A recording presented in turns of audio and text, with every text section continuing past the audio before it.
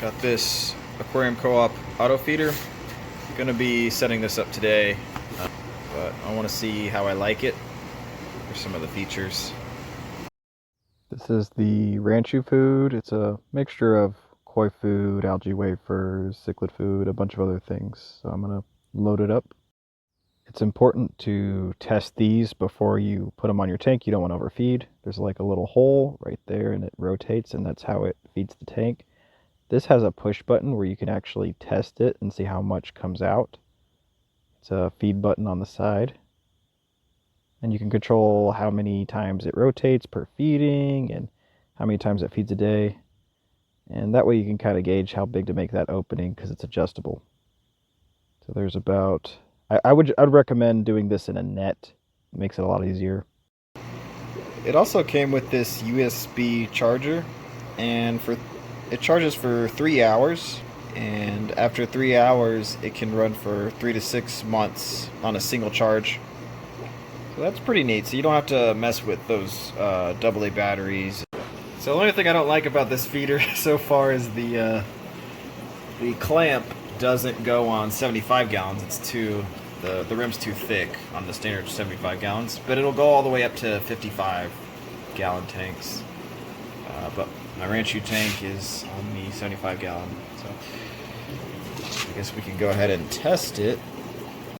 Looks like I overfed a little bit, so I won't feed for the rest of the day, but I'll have to make that adjustment. So I just noticed on this Jello Fern that there is some Blackbeard algae in 2 places. So kind of right behind the snail, and to the right, kind of behind that snail. So I've beaten this a couple of times.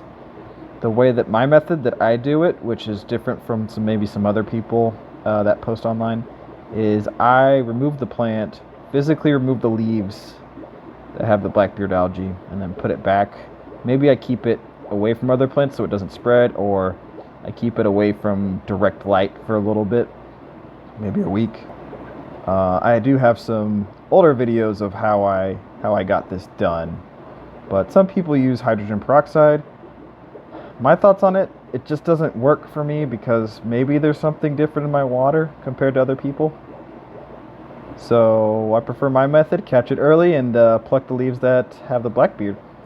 But nothing else in this tank really seems to have the Blackbeard algae, so everything's going well, but I will keep an eye on it. So I just plucked it and plopped it in this tub. So it doesn't get any direct light, but it gets it from, I guess, the adjacent dirted tub, has some light. But I'll leave it in there for a week and see what happens. So it's been about a week, and it looks like it's all gone. So I put it back in its place, and it seemed to work really well.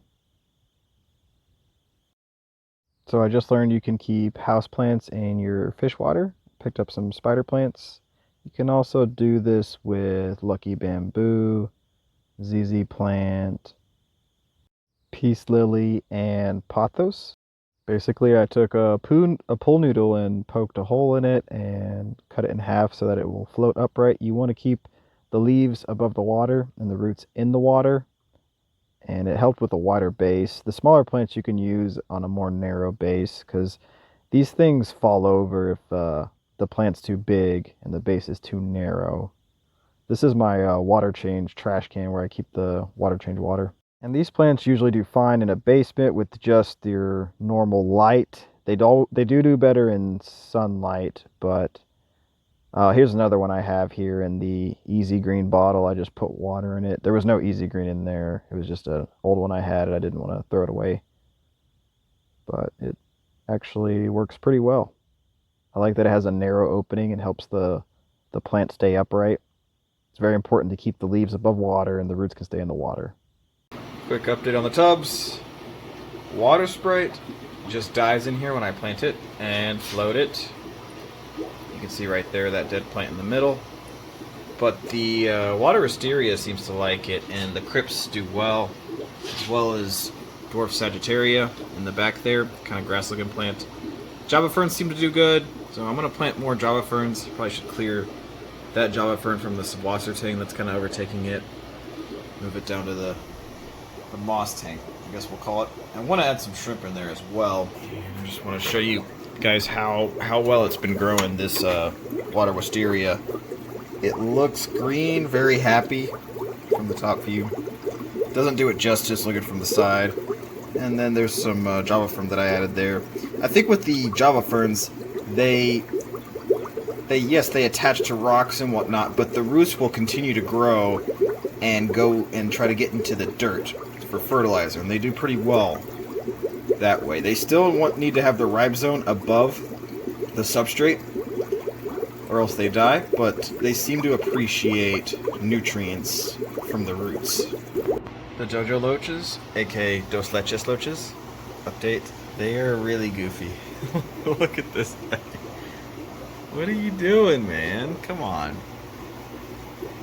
It's so weird. They just do random stuff like that. They kind of look like there's something wrong with them, but then they like swim around and are just fine. It's kind of funny. So quick fish room hack. This is a utility cart you can get at IKEA. I think we got it at IKEA.